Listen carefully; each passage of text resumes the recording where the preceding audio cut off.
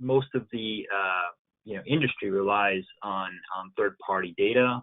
There's certainly some internal data that's being generated on site there, but obviously with investments and private and publics, investment strategies, 99% of all your data is sitting out there in some third-party application or being managed by public custodian or private managers from many different private investment firms.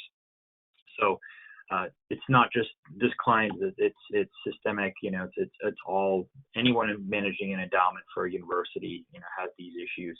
And what do we see on the system side are usually lag times and data updates. We see some outdated reporting and analysis capabilities in terms of high reliance on spreadsheets and day-to-day type of operations being run out of different files and manual processes.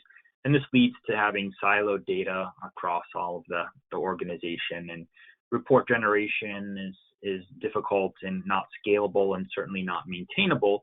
And all the while, the people who are maintaining these types of data and reporting also have a day job to do, which is to either work on accounting or help it manage the investment portfolio in some manner. So it's not a full-time. It is a full-time job in and of itself, just managing the data, and it creates a burden across the staff.